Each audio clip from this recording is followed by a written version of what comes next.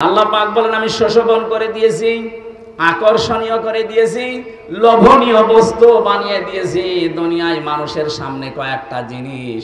তার এক নাম্বারে নারী। কি বললাম? আর জোরে বলেন। 2 নম্বরে সন্তানাদি, 3 নম্বরে পঞ্জীভূত সোনা এবং রূপা, 4 নম্বরে প্রশিক্ষিত ঘোড়া, 5 নম্বরে ওয়াল আনামি ওয়াল হারথ। এই পৃথিবীর যত হায়ান জানোয়ার আছে, গবাদি পশু আছে, এগুলো চতুষ্পদ জন্তু জানোয়ার। 6 নম্বরে 7 নম্বরে তাদের জন্য শস্য ক্ষেত, মাঠের জমি জায়গা। এগুলো আল্লাহ যালিকা মাতাউল হায়াতিদ দুনিয়া, দুনিয়ার সম্পদ। এগুলো কিসের সম্পদ? এগুলো দুনিয়ার সম্পদ। পৃথিবীর যত মানুষ পাঠিয়েছি প্রত্যেকের কাছে এগুলো আকর্ষণীয়, লোভনীয়। আল্লাহু ইনদাহু হুসনুল মাআব, আমি আল্লাহর কাছে আছে উত্তম বাসস্থান। এটা বাংলা অর্থ ছিল। 1 নম্বরে আল্লাহ যাদের নাম দিয়েছেন তার নাম স্ত্রী। তার নাম কি? যুজ্জিনা লিন্নাসি হুব্বুশ শাহাওয়াত। আমি জীবিত মানুষদের জন্য আকর্ষণীয় করিয়ে দিয়েছি এই পৃথিবীর প্রথমেই নারীকে। কি মানুষের জন্য বললাম? জীবিত। বলেন না কেন? এখানে ছাত্রের মতো জবাব দেবেন, কি মানুষ? আমরা কি জীবিত না মরে গেছি? বলেন এখানে জীবিতর নাম কই?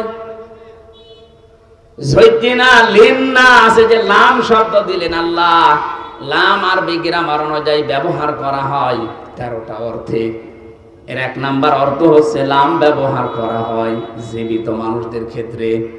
আল্লাহ বলেন জীবিত মানুষ যারা দুনিয়াতে আছে, সে যে বয়সের লোক হোক, তাদের প্রত্যেকের কাছে আকর্ষণীয়, লোভনীয়, ভালোবাসা, মহব্বতের জিনিস বানিয়েছে মহিলা, নারী, এদেরকে। নবীজি বলেন আমি ইন্তেকালের আগে এই কথা উম্মতকে জানিয়েছি, আমি চলে যাচ্ছি, কিন্তু আমার উম্মতের জন্য সব চাইতে বড় ভয়ঙ্কর জিনিস রেখে গেলাম, নারী। কথা বলে না কেন? কোরআন শরীফের যতগুলো পড়ার আমি সব পড়েছি আমার ভার্সিটি থাকাকালীন। একটা বিষয় আমার কাছে ক্লিয়ার, আল্লাহ শয়তানের চক্রান্তের কথা কোরআনে যত জায়গায় দিয়েছেন সেখানে দিয়েছেন দঈফ বা দঈফা। ইন্না কায়দা শাইতানি কানা দঈফা। আল্লাহ বলেন শয়তানের যত চক্রান্ত আছে দুর্বল, একেবারে দুর্বল, একেবারে। এই যে দঈফা, একেবারে দুর্বল। মাকড়সার জালের মতো দূর থেকে মনে হয় বিশাল কিছু, সামনে যে শুধু একটা লাঠি দিয়ে বাড়ি দেবেন সব চুরমার হয়ে যাবে। এই কথা বলছেন এখন? কিন্তু কোরআনে কারিমে যেখানে মেয়েদের চক্রান্তের কথা আছে সেই জায়গায় দুর্বলের শব্দ নেই, সেখানে আজিম আছে। ফালাম্মা রাআ কামিসাহু কুদ্দা মিন দুবুরিন ফাকাইদাহুন্না ইন্না কাইদাহুন কাইদাকুন্না আযীম। এই এদিকে তাকান। আল্লাহ পাক এখানে কায়দা কি লেখেননি, কায়দা কন্যা দিয়েছেন বহু বছর। যদিও আয়াতটা নাযিল হয়েছিল জুলাইখার ব্যাপারে, কিন্তু কন্যা বহু বচন দিলেন কেন?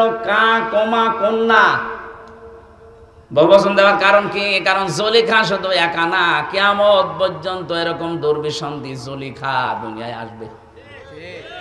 তাদের চক্রান্ত এত ভয়ঙ্কর, শয়তানের চাইতেও ভয়ঙ্কর। সম্মানিত মা বোন যারা এসেছেন, অনেকের মন খারাপ হয় যে শুধু আমাদের পেছনে লাগে হুজুর। আমি নাকি নাই, আল্লাহ বলছেন মেয়েদের চক্রান্ত শুধু জুলাইখার না, পৃথিবীতে মেয়েদের চক্রান্ত ভয়ঙ্কর। ওরা চক্রান্ত যদি শুরু করে একটা সাজানো সংসার শেষ করে দেয়। আপনাদেরকে আমি ভালোবাসি খুব বেশি, আমি চাই আপনারা জান্নাতি হয়ে যান। নবীজি বলেছেন দুনিয়া কুল্লুহা মাতাউন ওয়া খায়রু মাতাউদ দুনিয়া ইমরাতুস সালিহা। পৃথিবীর সবকিছুই তো সম্পদ, এর ভেতরে উত্তম সম্পদ হচ্ছে আল্লাহওয়ালা মেয়ে মানুষ। মিশকাত শরীফের হাদিস, মেয়েরা যারা এসেছেন ভালো করে মিলাবেন। কোন মহিলা যদি নেককার হতে চায়, কোন মহিলা যদি সত্যিই জান্নাতের 8টা দরজায় খুলে রাখতে চায় দুনিয়ায় জীবিত থাকতে, যে আমি জীবিত আছি, জান্নাতের 8টা দরজায় আমার জন্য খোলা থাকবে। হযরতে খাদিজাকে যেভাবে আল্লাহ নিজে সালাম পাঠিয়েছেন দুনিয়ায়, জান্নাতের দরজাগুলো তাকে ডাকতে থাকবে, আসো আমার দিকে। আপনার জন্যও খোলা থাকবে যদি 4টা কাজ দুনিয়ায় করতে পারেন। কয়টা? আরো জোরে বলেন।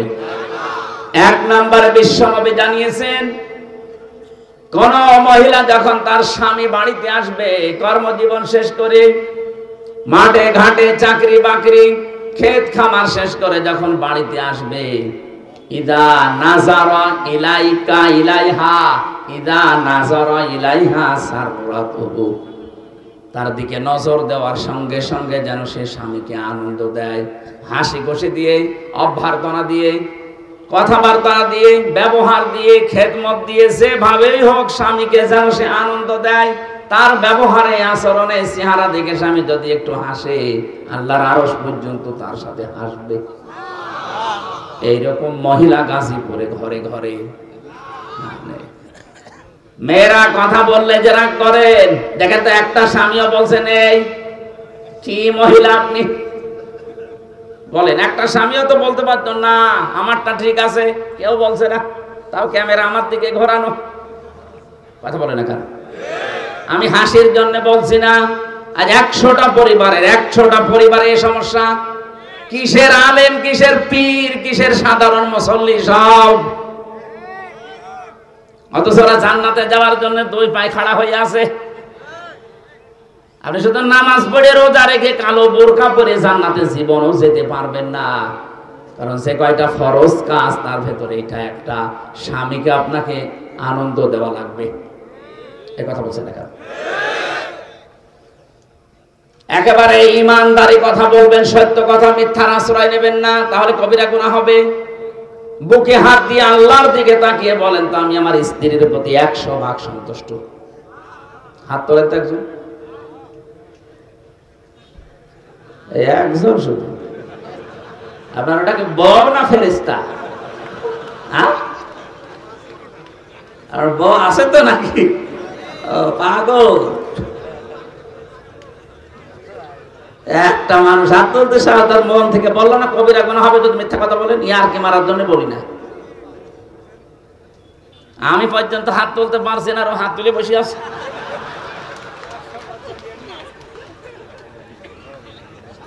না না ভাই, চলছে এটাই।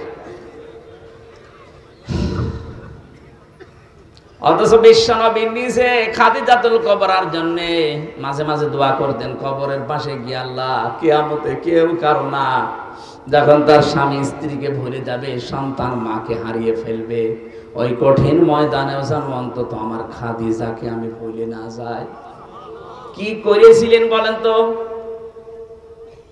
হযরতে খাদিজা বলেন, গভীর রজনীতে যতবার আমার সামনে দিনের দাওয়াত দিয়ে বাড়িতে আসতো, তার কি করে খুশি করা যায় সেই কাজে আমি নিজেকে নিয়োজিত রাখতাম। আল্লাহ সালাম এমনি পাঠায়নি, তারপর জীবন পুড়ে দেখেন কি করেছিলেন স্বামীর জন্য।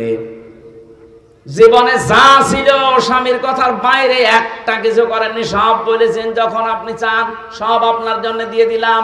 আর আপনি ক্যান্সার হয়ে মরে যাবেন, ওর 14 ভরি সোনা আছে, 1 ভরি বেচতে গেলে কোন যায় লাগে, ওই সোনা আপনি নিজে কিনে দিয়েছেন। এখন বসে না। দ্বিতীয় নম্বরে পেয়েছি ইদা গাবা জাওজাতিহা হাফিজাতুহু, যখন তার স্বামী বাইরে যাবে তখন ওই মহিলা নিজের যতটুকু সম্ভ্রম ইজ্জত আছে এটা হেফাজত করে রাখার চেষ্টা চালাবে। অনেক মহিলা আছে নামাজও পড়ে, রোজাও রাখে, দেখি হজও করে এসেছে, স্বামী বাইরে গেলে বাইরের পুরুষের সাথে তখন পরকীয়া প্রেমে লিপ্ত হয়।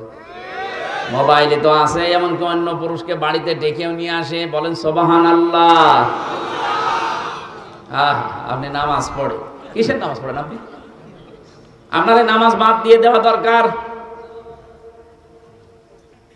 নামাজ যদি আপনাকে পরপুরুষের সাথে গল্প করায় বন্ধ করতে না পারে, তো সেজদা দিয়ে সময় নষ্ট করেন কোন কারণে?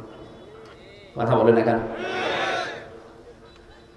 আল্লাহর নবী মুহাম্মদুর রাসূলুল্লাহ 3 নম্বরে বলেন, স্বামী যদি তাকে কোনো আদেশ করে, সে স্বামীর আদেশ যদি জায়েজ হয়, ওইটা জীবন চলে গেলেও সে ওইটা মানে।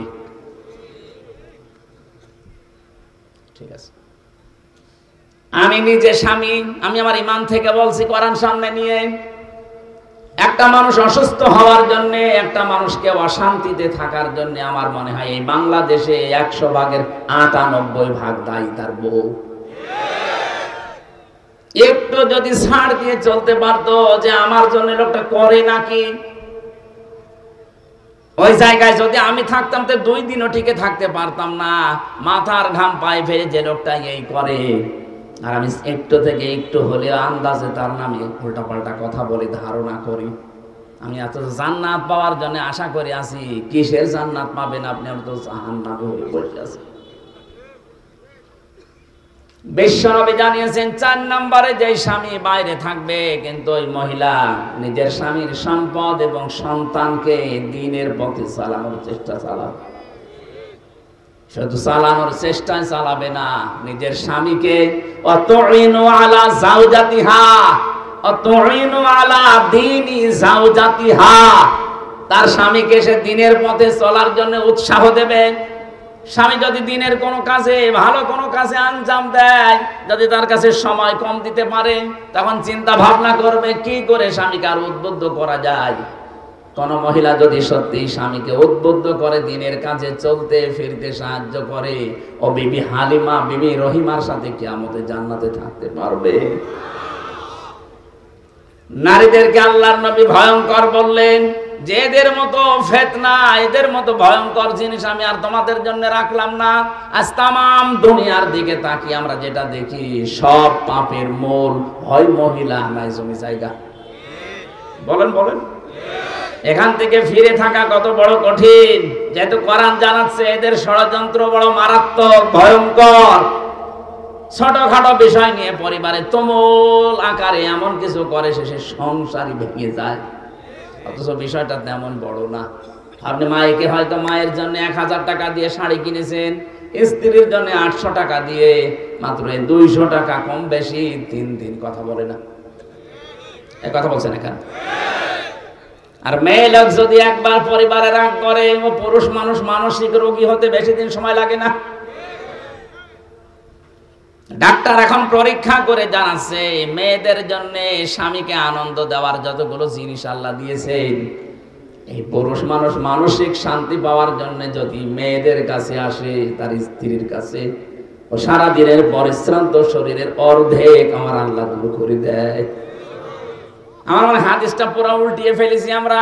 সারাদিনের পরিশ্রান্ত শরীর ওর কাছে নিয়ে যাওয়ার পরে মানসিক শান্তি দূরের কথা, অর্ধেক ক্লান্তি দূর না, আরো ক্লান্তি চেপে বসে। যে কি মুখ না, মনে হচ্ছে পেশা বসে আছে।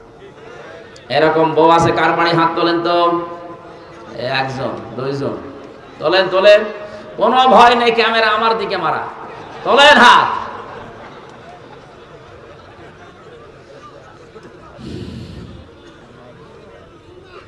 আমার এলাকার একটা ঘটনা বলছিলাম। স্বামীর সাথে মহিলা গন্ডগোল করেছে যে মুরগি নিয়ে কি যেন একটা ঝামেলা হয়েছে। শেষ পর্যন্ত গন্ডগোল করে কথা বলা বাদ দিয়ে দিয়েছে। ঠিক আছে, তোর সাথে কথা নেই। স্বামী রাতে শীতের সময় স্ত্রীর কাছে যায় না,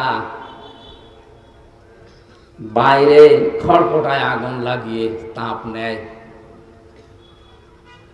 1 দিন 2 দিন 3 দিন এভাবে চলছে।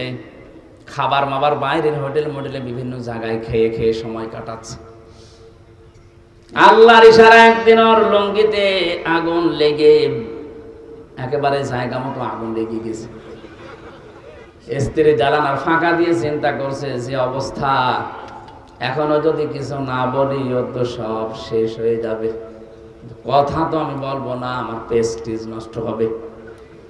অথচ আজকে হাদিস পড়লাম, মেশকাত শরীফের ভেতরে আছে, স্বামী স্ত্রীর গন্ডগোল হওয়ার পরে যে আগে থেকে কথা আরম্ভ করবে সে বেহায়া, বেলজ্জা, নির্লজ্জ না।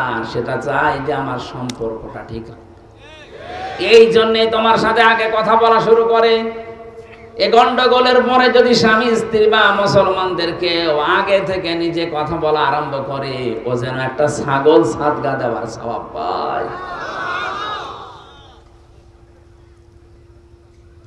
চিন্তা কর, আমি কথা বললে আমার প্রেস্টিজ নষ্ট হবে, আমি ছোট হয়ে যাব, ও যাক, সব পুড়ে যাক, কিছু বলবো না।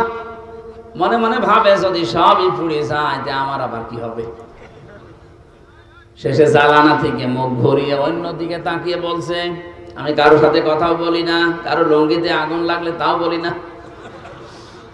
আর স্বামী চিন্তা করছে হচ্ছে কি, তাকিয়ে দেখে লুঙ্গিতে আগুন, ডাক দিয়ে বলে, রব্বুল আলামিন, তওবা করছি, জীবনে কোনোদিন আর বউর সাথে কথা বন্ধ করব না, এখনই পুড়ে মরে যেতাম।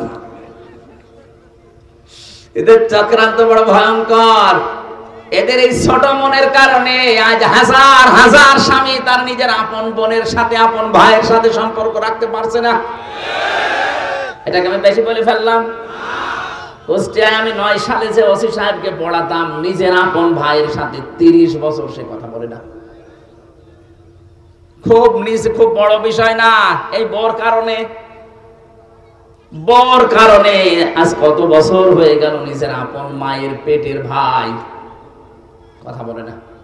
আমাকে মাঝে মাঝে দুঃখ করে কেঁদে ফেলতো, কথা বলতে গেলে আমার দিকে সংসার টিকবে না। কেন বহু স্বামী আমরা এই ঝামেলায় পড়ে আছি, এই স্ত্রীর ছোট মনের কারণে অনেক স্বামী নিজের আপন বোনের খোঁজ খবর নেয় না। টাকা পয়সা খরচ করবেন, তার হক আদায় করবেন, দেখবেন ওর মন পাবেন না। অথচ বিশ্বনবী নিজে বলেন, আমি যখন নবুয়ত পেয়ে আসলাম, নবুয়ত পেয়ে আসার পরে আমি ভয় পেয়েছিলাম জিবরাইলকে দেখে। ডাক দিয়ে বললাম, খাদিজা আমাকে ঢেকে দাও, সাম্মিলুনি, আমি ভয় পেয়েছি। হযরতে খাদিজা ওই দিন যে কয়টা কথা বলেছিলেন তার প্রথম নম্বরে, কাল্লা, কখনোই না, আল্লাহি মা ইয়াখজিক আল্লাহু আবাদান, হে আমার স্বামী, হে আবুল কাসেম, ভয় পান কেন? কোনো ভয় নেই আপনার। আল্লাহ কখনো আপনাকে লাঞ্ছিত, অপমানিত, ভয় ভীতি দেখাবেন না। ইন্নাকা লা তাসিলুর রাহিমা, কারণ আপনি রেহেমের সম্পর্কগুলো ঠিক রাখেন।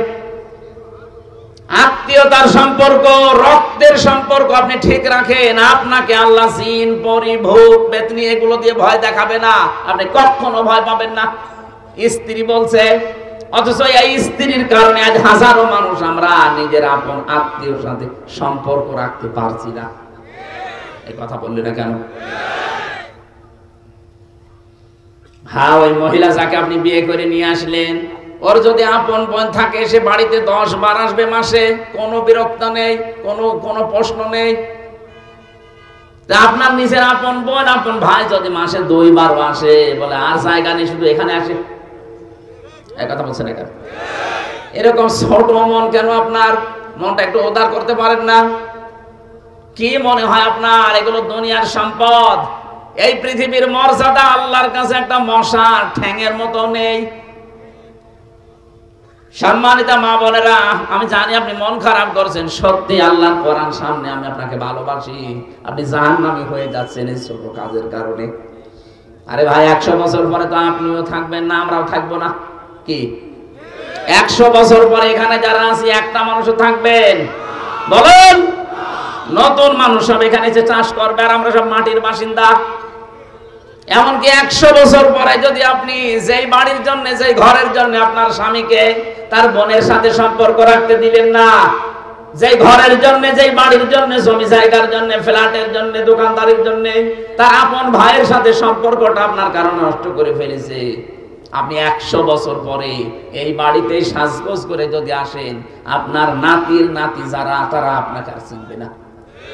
আপনি যদি দাবিও করেন যে আমি কিন্তু এই বাড়ির বাসিন্দা ছিলাম, আগে এই বাড়ি আমি বানিয়েছি, ও বলবে বাদ দাও। এটা বলবে না? এক কথা বলেন না কেন? বলবে না? 100 ভাগ বলবে, পরীক্ষা করে দেখবেন, থাকবেন না তো। এই হচ্ছে দুনিয়া। আল্লাহ বারবার এই দুনিয়া সম্পর্কে আমাদেরকে সতর্ক করছে, যালিকা মাতাউল হায়াতিদ দুনিয়া, এইটাই দুনিয়ার সম্পদ। তুই 100 বছর পরে তোর এই শরীর নিয়ে ফিরে আসবি। আমির হামজা কুষ্টিয়ায় যে বাড়ি বানিয়েছে, এই বাড়িতে আমার মনে হয় 100 বছর পরে আমি গেলে আমার এই মেয়ের মেয়ে যেটা হবে, ওরা আমারে বলবে, কে তুমি? থাকতে দেওয়া তো দূরের কথা, যদি বলি যে নিচতলা যে গ্যারেজ আছে, গ্যারেজে একটু থাকি, বলবে না, আপনি অন্য জায়গায় যান। এই হচ্ছে দুনিয়া। আর আপনি এদের জন্য সিন্ডিকেট করে হাজারো মানুষকে কষ্ট দিচ্ছে, এই যে ব্যবসায়ীরা। সিন্ডিকেট করে যারা মানুষকে কষ্ট দিচ্ছেন তারা আল্লাহর ভাষায় জালেম। কার জন্য আপনি টাকা পয়সা গোছালেন সিন্ডিকেট করে? আপনার মেয়ের জন্য, ছেলের জন্য, বর জন্য? বাস্তবতা বোঝেন। এই টাকা পয়সা ভোগ করার জন্য তারা দুই পায়ে খাড়া আছে, কিন্তু পাপ ভোগ করার জন্য একটাও খাড়া নেই। এটা বাস্তব কিনা বলেন? হ্যাঁ বলেন না কেন? সুতরাং আমরা যেন এরকম পাগল হয়ে না যায়, আমি সহ যারা আছি এই পাগল হব না আমরা। এই পাগলামি করবেন, পাগলামি করবেন তো ধরা খাবে।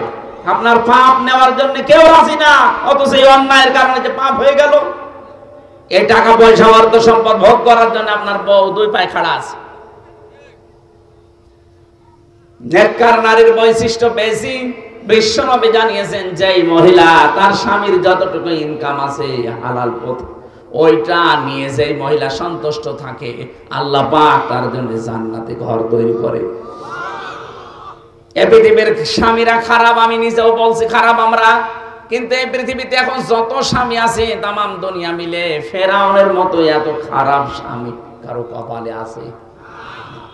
আপনি জানেন সে কি করেছিল? নিজের স্ত্রীকে হাতের ভেতরে পেরেক লাগিয়েছে, পায়ের ভেতরে পেরেক লাগিয়েছে, কপালের ভেতরে পেরেক দিয়েছে, মাথার চুলগুলো গরম পানি দিয়ে তুলে ফেলছে, উলঙ্গ করে তীর মারতেছে।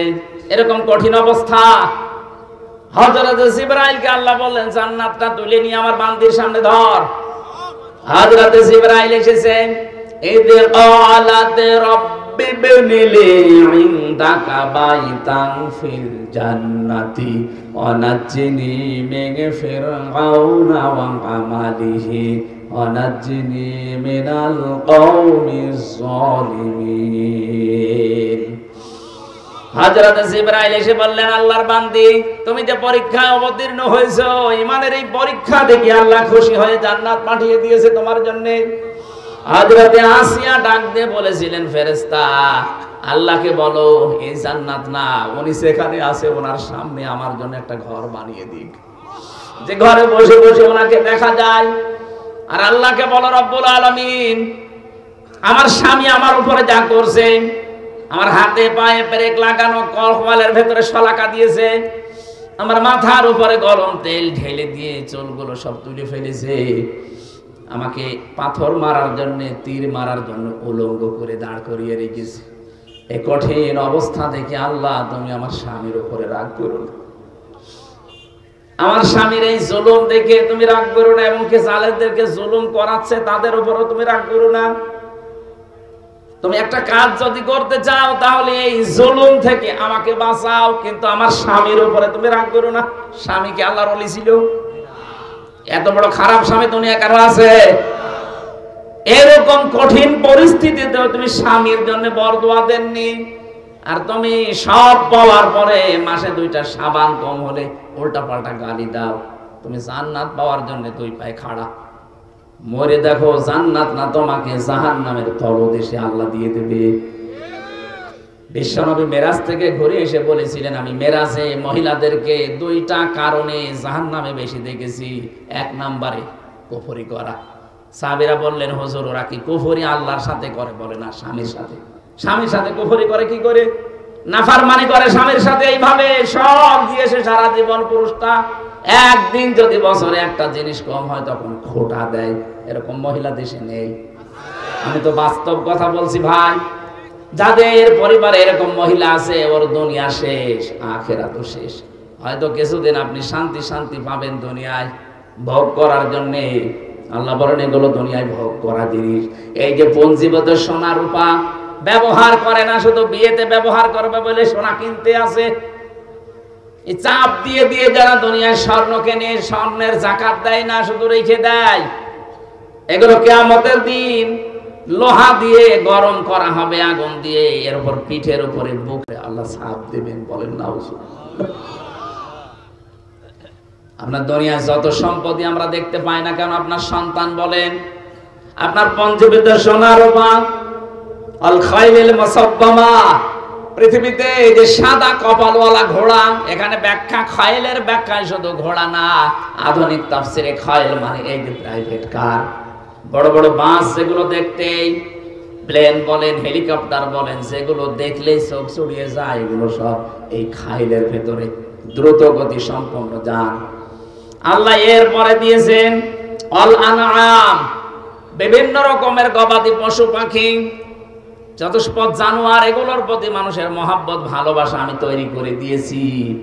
দুনিয়ার শস্য ক্ষেত, এই যে যারা 15.5 বছর ছিল, আপনি তাদেরকে একটু মিলান, তারা বাগান বাড়ি বানিয়েছিল, বিশাল বিশাল হরিণ পর্যন্ত তারা পুষত, হাতি পুষত।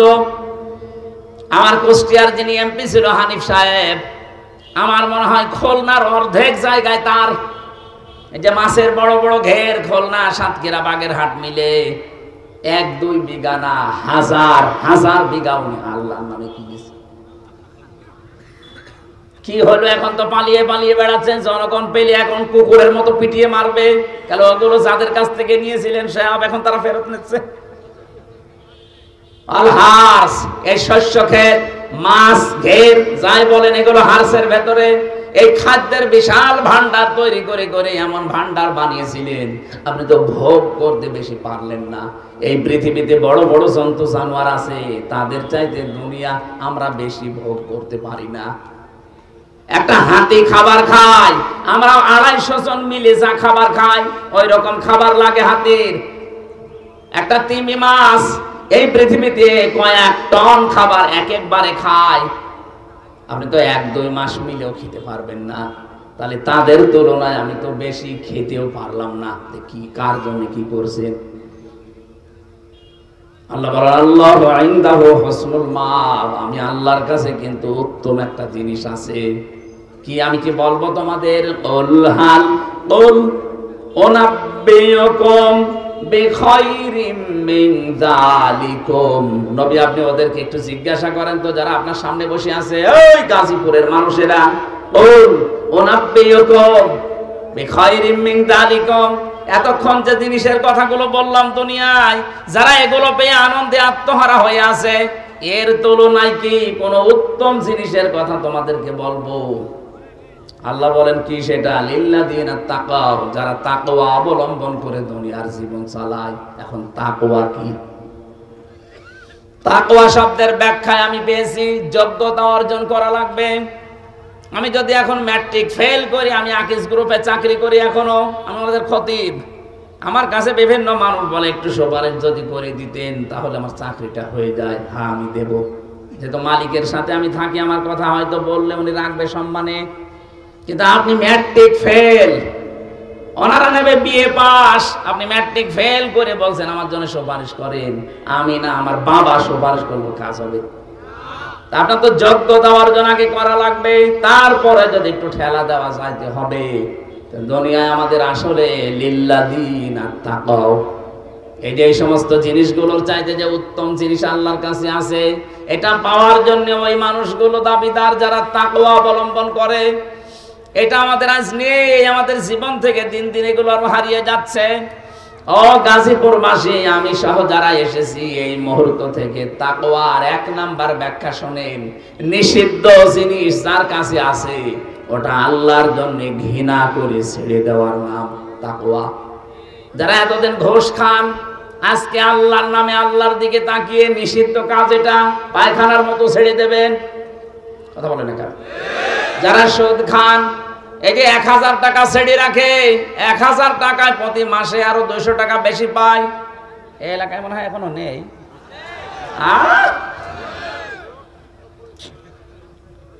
যারা 1000 টাকা ছেড়ে রাখে, মাসে আরো 200 টাকা করে বেশি নেয়, এরা মায়ের সাথে জেনা করছে। আরে নাউজুবিল্লাহ, তো এই প্যান্ডেলের নিচে এখান থেকে বের হয়েছে, আবার টাকা ছাড়বে। কথা বলে না কেন? আমি জানি এটা ওয়াজে বন্ধ করা সম্ভব না, এটার জন্য আইন দরকার। আর আমরা এইটাই চাচ্ছি, সামনে যারা আসবে তারা যেন এই আইন পাশ করে। এইরকম মানুষ পাঠানো লাগবে না।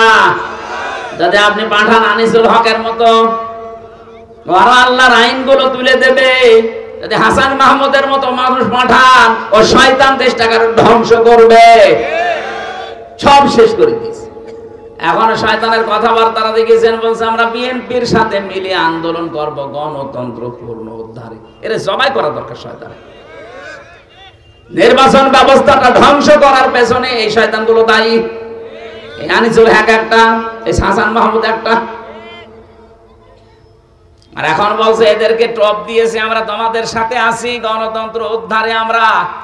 এই টপে যদি দেশের যারা সাধারণ মানুষ যদি এদের টপে পড়ে, আবার আপনি 30 বছর আয়না করে থাকবেন।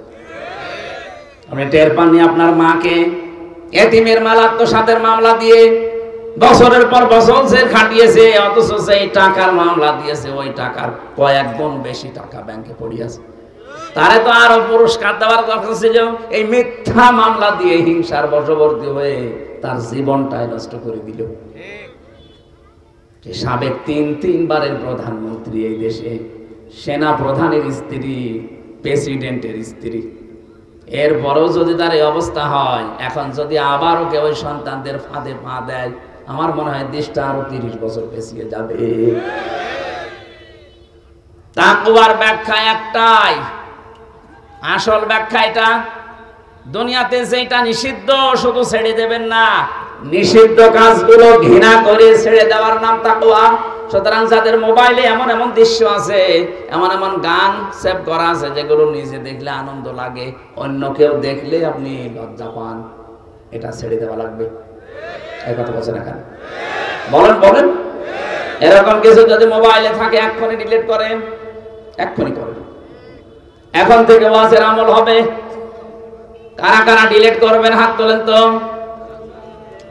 দেখি দেখি আপনার মোবাইল দেখি। ওই যে দাঁড়িয়ালা, ওই মোবাইল নিয়ে আসো, দেখি দেখি কি আছে, দেখি তারপরে দেখি। ওয়াজ বাটন মোবাইল, এই জন্য তুমি বলছো গাজীপুর মানুষ চালাক আছে।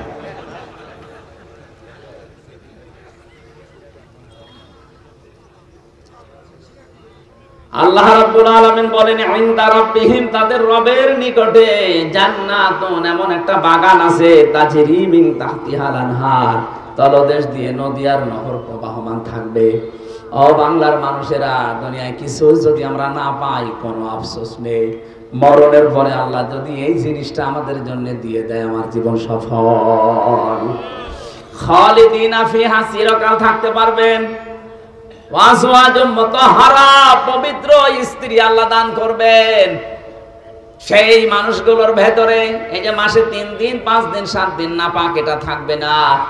তাদের চেহারা এত সুন্দর করে আল্লাহ বানিয়েছেন, এত পবিত্র করে, যত রকমের পল্ল পোশাক তাদেরকে পরানো হবে, এই শরীরের ভেতর দিয়ে ক্যালসিয়াম পর্যন্ত পোশাকের মাঝে দেখা যাবে। আল্লাহ জীবনে যদি আমরা কিছু না পাই, অন্তত জান্নাতের একটু জায়গা হলেও আমাদেরকে দিও, বলেন আমিন। আল্লাযীনা তাতাওয়াফাহুমুল মালায়েকাতু তাইয়্যিবিনা ইয়াকুলুনা সালামুন আলাইকুম উদখুলুল জান্নাতা বিমা কুনতুম তা'মালুন। যারা আল্লাহকে ভয় করার নীতি অবলম্বন করে দুনিয়ার জীবন কষ্ট হলেও চলবে, এই মানুষগুলো যখন মরবে